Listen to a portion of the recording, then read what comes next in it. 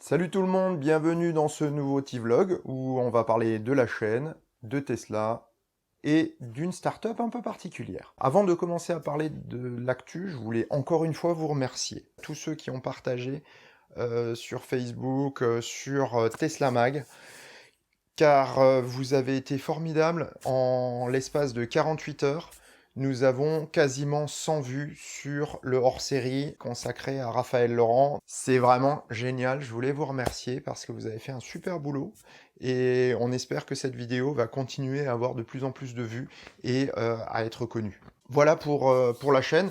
Autrement, il y a des petites choses qui arrivent, mais je vais pas spoiler. Cette fois-ci, faut pas déconner non plus, c'est pas tout le temps que je spoil, donc cette fois-ci je vais pas spoiler. Aujourd'hui on va parler un petit peu de Tesla, mais un peu en dehors de l'actualité classique.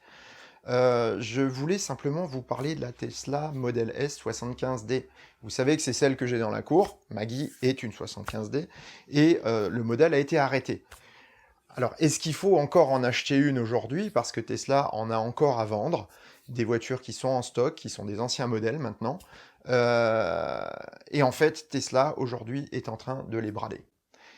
Et c'est pour ça que je voulais en parler aujourd'hui, parce que lorsqu'on compare une Model S 75D à une Model 3 Long Range 4 roues motrices, AWD, ben on se rend compte que la Model S a pas mal de petits avantages supplémentaires pour une différence de prix qui est pas si terrible que ça.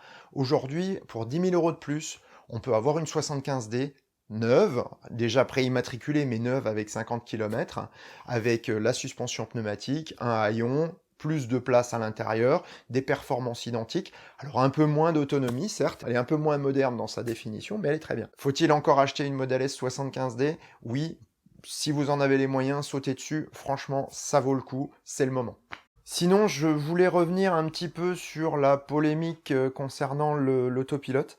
J'ai eu la mise à jour qui limite les capacités de l'autopilote hier soir. J'ai pas encore eu le temps d'essayer la voiture, mais en tout état de cause, je crois réellement que ça ne changera quasiment rien pour nous.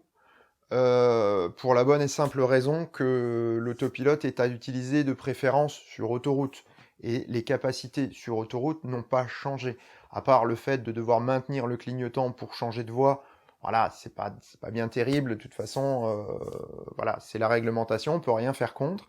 Et très sincèrement, c'est pas pour autant que ça diminuera les qualités de l'autopilote de notre voiture. Dernier point, on va parler aujourd'hui d'une start-up, mais une fois n'est pas coutume, c'est une start-up néerlandaise qui s'appelle Lightyear. Lightyear s'est donné pour mission de créer une familiale capable de rouler à l'énergie solaire.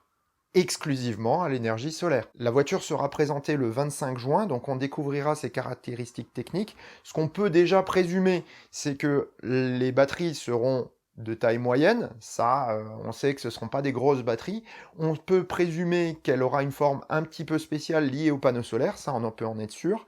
Par contre, ce qu'on peut également dire, c'est que c'est une auto qui aura des performances limitées, mais une très grande autonomie et une très grande efficacité énergétique. Parce que produire du courant, c'est très compliqué avec le solaire, en tout cas sur un véhicule mobile. Donc à voir ce que ça va donner. Je suis quand même très très curieux, mais à mon avis, ils vont exploiter le temps de pause, le temps d'arrêt, pour charger la voiture. Contrairement à la Sonotion, qui se sert du solaire en appoint, celle-ci veut réellement utiliser le solaire pour tout le temps. L'équipe du constructeur dit aujourd'hui que la voiture pourra parcourir environ 20 000 km par an avec de l'énergie solaire uniquement. Et ça, c'est vraiment très étonnant, donc comment ils y arrivent? On verra ça le 25 juin, mais là j'attends avec impatience de voir cette voiture et savoir quelles sont les caractéristiques pour pouvoir juger de la véracité ou non des allégations de son constructeur. Voilà, c'est tout pour aujourd'hui pour ce T-Vlog. On se retrouve vendredi pour un épisode sur Rivian. Ah bah tiens, j'ai spoilé quand même. Bon bah tant pis. Voilà, bah maintenant vous le savez.